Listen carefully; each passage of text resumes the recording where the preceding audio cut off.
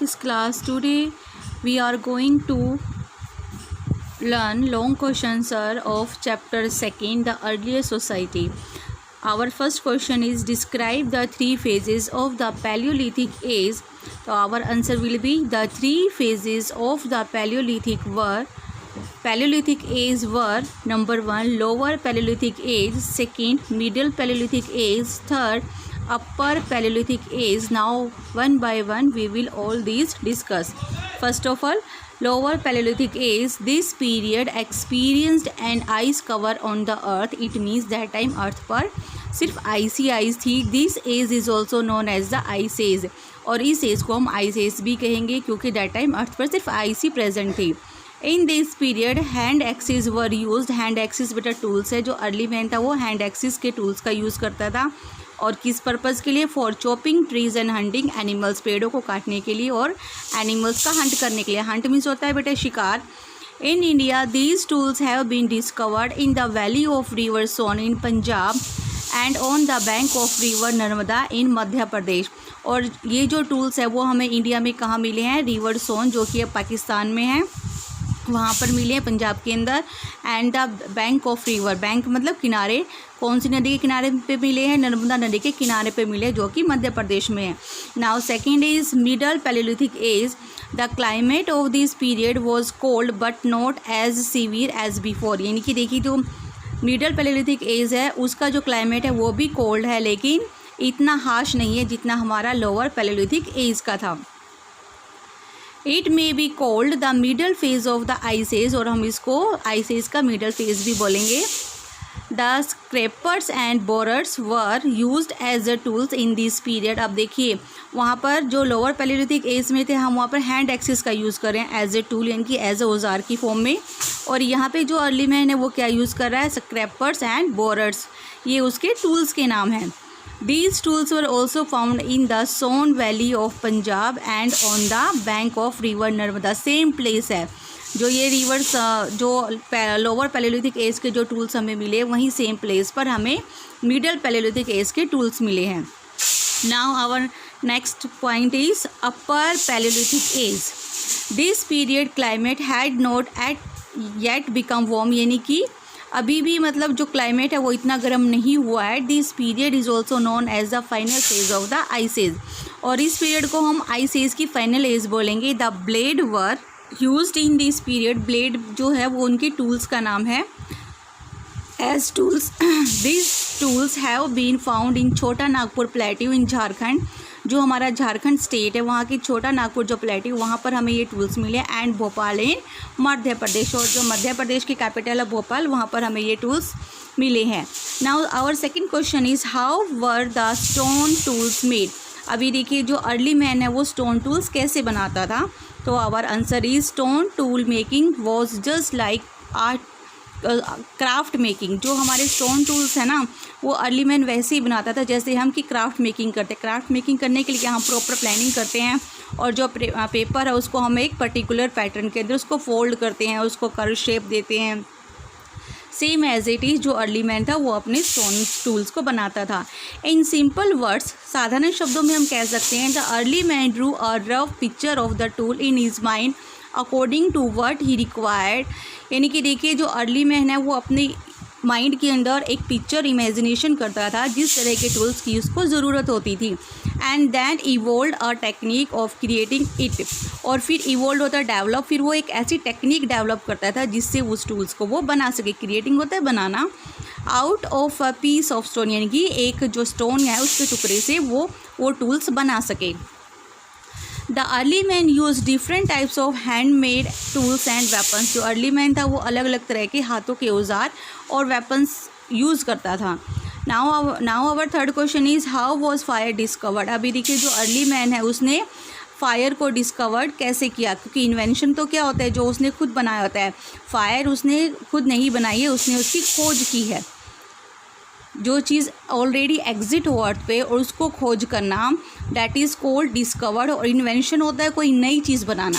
तो जो फायर है वो अर्थ पर कोई नई चीज़ नहीं थी, लेकिन अर्ली मैन ने उसको खोजा, क्योंकि इससे पहले अर्ली मैन को पता ही नहीं था कि आग नाम की भी कोई चीज़ होती है.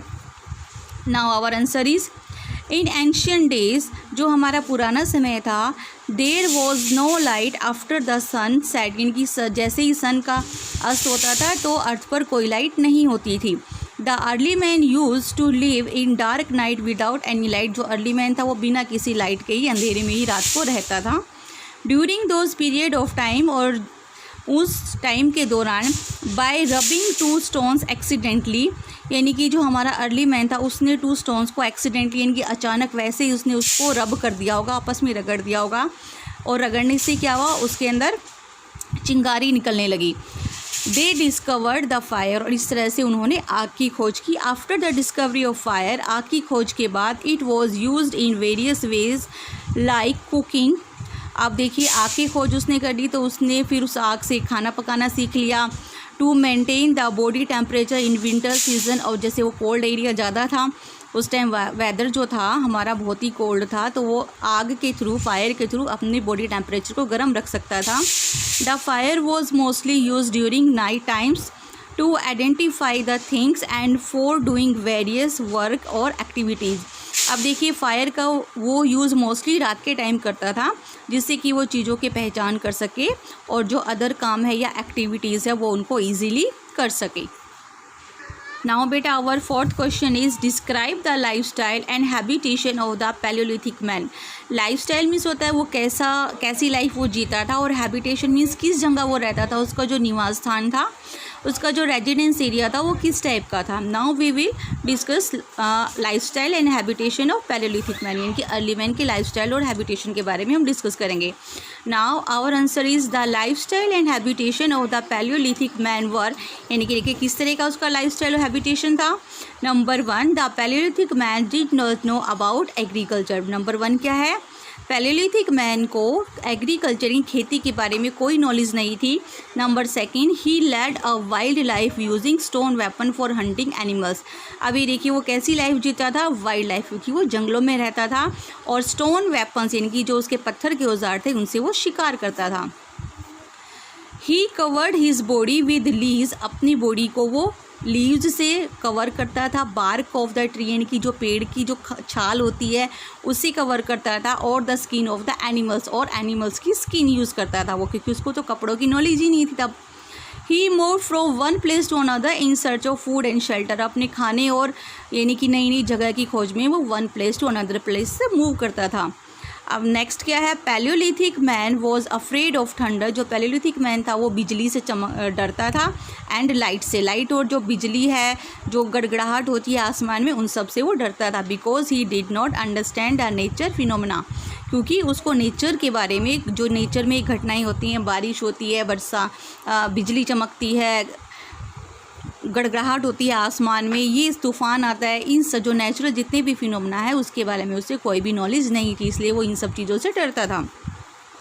ही लिव्ड इन ग्रुप, वो ग्रुप में रहता था। That enabled him to hunt large animal, अब वो ग्रुप में रहता था तो वो लार्ज एनिमल्स का हंट भी ईजीली कर सकता था। हंट मीन्स शिकार, एंड शेयर द फूड, और वो उस फूड को फिर शेयर करता था अपने ग्रुप में। ओके बेटा, now our 5th question is write a note on the Palaeolithic age in the Deccan. अब दक्कन हमारा जो है वो हमारा जो मध्य प्रदेश से स्टार्ट होगा बेटा। मध्य प्रदेश हमारा महाराष्ट्र हो गया, कर्नाटका हो गया, ये जो एरिया होगा ये हमारा दक्कन पार्ट होगा इंडिया का। और वो कहते हैं कि जो दक्कन पार्ट है उसमें पैलियोलिथिक लाइफ के बारे में आपको बताना है, एक नोट राइट करना है हमको। तो then our answer is remain of the Palaeolithic age have been found at many places in the Deccan area such as Pune, Nashik and Chirki Nevasa in Maharashtra. अब वो कहता है कि जो पैलियोलिथिक एज है उसके जो रिमेन्स मीन्स अवशेष जो आर्कियोलॉजिस्ट ने एक्सक्वेट करके निकाले, एक्सक्वेट होता है खुदाई करके जो निकाले हैं, वो उसने कहाँ निकाले, दक्कन एरिया में, जैसे कि पुणे, नासिक एंड चिरगी नवेसा इन महाराष्ट्र। ये सभी प्लेस कहाँ पर आपके महाराष्ट्र स्टेट में हैं। हंसगी इन कर्नाटका, और कर्नाटका के हंसगी, एंड कुरनूल इन आंध्र प्रदेश, और आंध्र प्रदेश के कुरनूल के अंदर ये हमें पैलियोलिथिक एज के रिमेन्स मिले हैं, अवशेष मिले हैं। Many factory site found near the river banks of Narmada. Narmada आपकी मध्य प्रदेश में है और जहाँ पर नर्मदा रिवर है उसके किनारों पर बहुत सारी फैक्ट्री साइट मिली है। फैक्ट्री साइट मीन्स वहाँ पर वो स्टोन से वेपन बनाने का काम करता था, इसीलिए हम उसको फैक्ट्री साइट बोलेंगे। रिमेन्स ऑफ बोन्स, हड्डियों के जो बचे हुए अवशेष हैं, हॉर्न्स, सींगों के, and the tusk of animals. Tusk होते हैं बेटा हाथी के दांतों को टस्क बोला जाता है mainly, like elephant and wild fox found on there side. अब देखिए इस जगह पर क्या मिले हैं हमें, हड्डियों के, सींगों के और दांतों के बचे हुए टुकड़े भी मिले हैं। Are evidence of the fact, और ये हमें इस बात का प्रूफ देता है कि animals were hunted by the help of tools, यानी कि जो वो टूल्स बनाता था स्टोन से, उनकी हेल्प से वो एनिमल का हंट करता था। As a result of warming the climate, और जैसे जैसे हमारा क्लाइमेट वार्म होता गया, गर्म होता गया, the areas which were earlier dry became open grassland, यानी कि अर्लियर ड्राई क्योंकि वहाँ पर पहले क्या थी, पहले बहुत कोल्ड थी। आपको पता है एक्सट्रीम क्लाइमेट में कभी भी वेजिटेशन नहीं होती, चाहे एक्सट्रीम वो कोल्ड की हो चाहे वो एक्सट्रीम हॉट की हो। तो उससे पहले एक्सट्रीम कोल्ड थी तो वहाँ पर वेजिटेशन नहीं थी, लेकिन जैसे जैसे क्लाइमेट वार्म होता गया तो वहाँ पर ग्रासलैंड, यानी कि ग्रास उगने लगी और अदर जो वेजिटेशन है वो वहाँ पर ग्रो करने लगी। डेट्स ऑल बेटा। Write all these questions in your fair notebook and learn.